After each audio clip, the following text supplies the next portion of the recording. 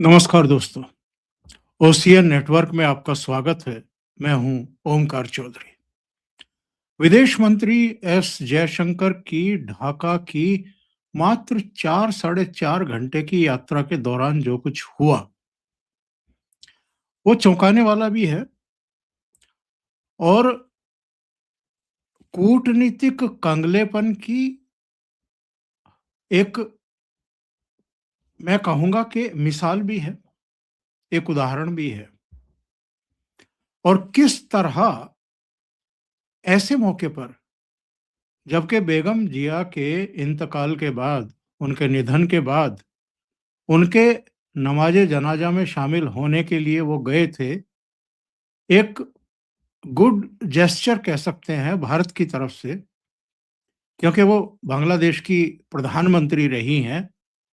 ये अलग बात है कि उनके प्रधानमंत्री रहते हुए वहाँ भारत विरोधी जो ताकतें थी, उन्होंने सिर उठाया और उनकी सरकार ने उनको संरक्षण दिया, उनको पनिश नहीं किया। इसके बावजूद वहाँ लोकतंत्र बहाली में जो बेगम जिया का योगदान था, सैन्य शासन के अंत में जो योगदान था, वो अविस्मरणीय माना जाता है। वरना सेना ने पाकिस्तान की तरह वहाँ की सत्ता पर भी कब्जा कर लिया था। बहरहाल एस जयशंकर प्रधानमंत्री नरेंद्र मोदी का एक शोक संदेश, एक विशेष संदेश लेकर के गए थे और चूंकि आस-पड़ोस के बाकी देशों के प्रतिनिधि भी, उच्च स्तरीय प्रतिनिधिमंडल भी इस मौके पर थे, तो भारत के विदेश मंत्री का वहां जाना अपने आप में एक और महत्वपूर्ण घटना भी है और ये भारत के बड़प्पन की एक, मैं कहूंगा कि एक सबूत भी है, प्रमाण भी है, मिसाल है। ऐसे समय जबकि वहां पर हिंदुओं पर लगातार हमले हो रहे हैं और उनके उच्चायुक्त को कई बार विदेश मंत्रालय ने बुला करके इसके लिए अपनी चिंताएं भी जाहिर की है, फटकार भी लगाई है और ये सब चीजें बंद हों।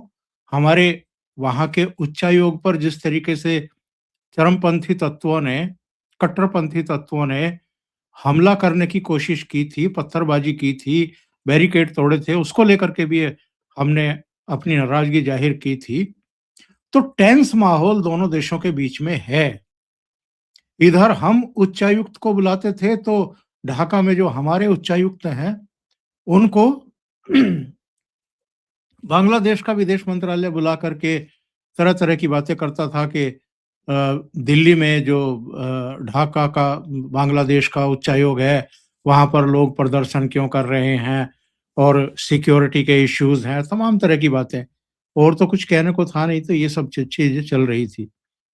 लेकिन इस बीच बेगम जिया का इंतकाल, निधन और उनकी अंत्येष्टि, उसमें पाकिस्तान की तरफ से वहाँ के स्पीकर और नेपाल की तरफ से भी प्रतिनिधि, जो पड़ोसी दूसरे देश हैं, उनके भी प्रतिनिधि वहाँ पर पहुँचे हुए थे और एक ज़ाहिर है, एक ऐसा गमगीन माहौल होता है, जब अंतिम विदाई दी जाती है किसी नेता को, कि वहाँ पर किसी तरह की कोई कूटनीतिक बातचीत, कोई बंद कमरे में, कोई गुप्त बैठकें या किसी भी एजेंडे पर बातचीत करना संभव ही नहीं होता है, माहौल ही नहीं होता है। प्रधानमंत्री नरेंद्र मोदी का जो शोक संदेश था, वो बेगम जिया के बेटे तारिक रहमान के लिए था। उन्होंने वो उनको जाकर के दिया, उसकी तस्वीरें भी मीडिया में आई हैं। इसके बाद जो नमाज़े जनाज़ा का कार्यक्रम था, वहाँ पर बाकी देशों के प्रतिनिधियों के अलावा खुद एस जयशंकर भी मौजूद थे। बांग्लादेश के कुछ नेताओं के साथ उनकी आपस में ऐसे ही अनौपचारिक सी बातचीत चल रही थी और उस समय वहाँ पर जो पाकिस्तान के स्पीकर हैं, असेंबली के स्पीकर हैं, अयाज सादिक, वो पहुँचते हैं। एस जयशंकर पहले से वहाँ मौजूद थे, खड़े हुए बातचीत कर रहे थे। जब अयाज सादिक वहां पहुंचे तो आमना सामना हो गया और एस जयशंकर और उनमें शेक हैंड हुआ। दोनों ने हाथ मिलाए। अब यहां तक तो ठीक है। कोई भी राजनयिक होगा, कोई भी विदेश मंत्री होगा, आमने सामने पड़ जाते हैं तो दुआ सलाम भी होती है और हाथ भी मिलाए जाते हैं। लेकिन एक्चुअल में यहां से कूटनीतिक कंगलेपन और जो एक राजनीतिक संभावना और जो कहते हैं ना कि खेल शुरू करना, ट्रोलबाजी शुरू करना, वो शुरू हुआ पाकिस्तान में, वहां के सोशल मीडिया में।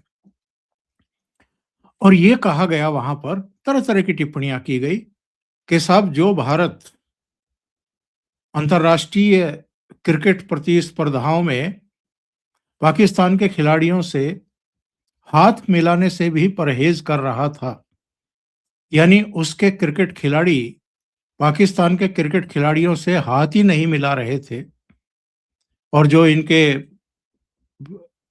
एशिया कप के भी कमेटी के भी चेयरमैन हैं, उनसे ट्रॉफी तक नहीं ली थी।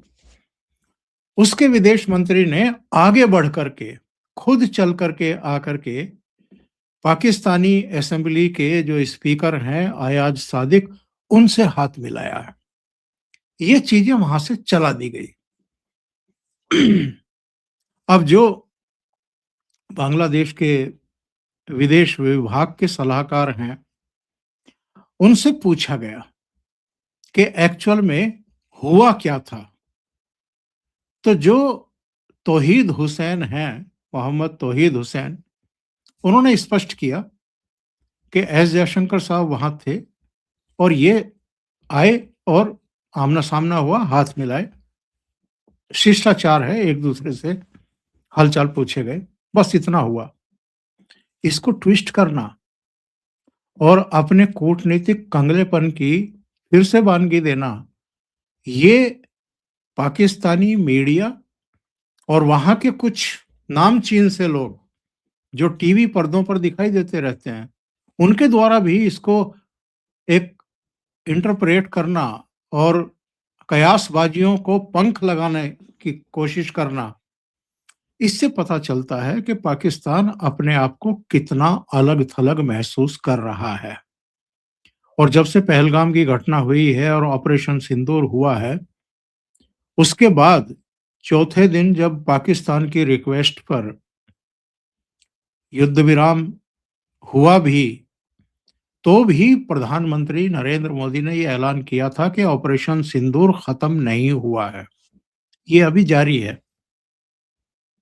इसका मतलब सीधा सा ये है कि हिसाब किताब अभी बाकी है और सही समय आने पर वो हिसाब किताब बराबर किया जाएगा।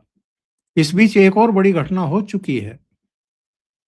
लाल किले से कुछ कदम की दूरी पर कार में आत्मघाती दस्ते ने, एक डॉक्टर ने खुद को उड़ा लिया और आसपास जितने व्हीकल थे, लोग थे, उनको भी उड़ा दिया। करीब 15 लोगों की मौत हुई थी। इनके तार भी, इनका हैंडलर भी पाकिस्तान में ही बैठा हुआ था। ये बात सिद्ध हो चुकी है। ये बात ठीक है कि जितने भी ये 5 डॉक्टर यहाँ पर गिरफ्तार हुए हैं, ये सब भारतीय हैं, जम्मू कश्मीर के हैं, कोई लखनऊ का, कोई सहारनपुर में था, वो सहारनपुर वाला भी कश्मीर का ही था।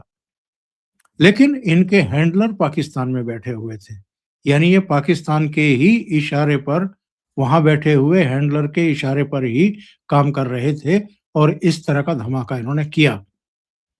उसका भी हिसाब किताब होगा। कब होगा ये भारत तय करेगा, भारत की सेनाएं तय करेंगी।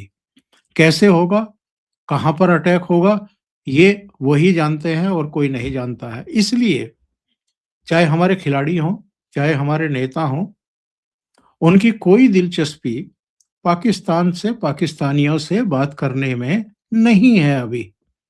और जो खेल हो रहे हैं, ये चूंकि अंतर्राष्ट्रीय प्रतिस्पर्धाएं हैं, इसलिए उनमें भारत का होना लाजमी है। वो अपना फर्ज पूरा कर रहा है, अपने फर्ज से बंधा हुआ है। लेकिन एक और बात उड़ाई गई और ये बात ये थी कि एस जयशंकर साहब वहाँ गए तो नमाज़े जनाज़ा में भाग लेने के लिए, लेकिन उनकी अंत्येष्टि में भाग लेने के लिए, पर उन्होंने क्या बांग्लादेश की जो मौजूदा यूनुस सरकार है, उसके प्रतिनिधियों से कोई बातचीत की है? क्या बंद कमरे में कोई मीटिंग हुई है? किसी गुप्त एजेंडे पर कोई अ, मैसेज दिया गया है? इसका जवाब भी मोहम्मद तौहीद हुसैन ने, जो उनके विदेश मंत्री की भूमिका में हैं, विदेश विभाग के सलाहकार हैं, उन्होंने कही।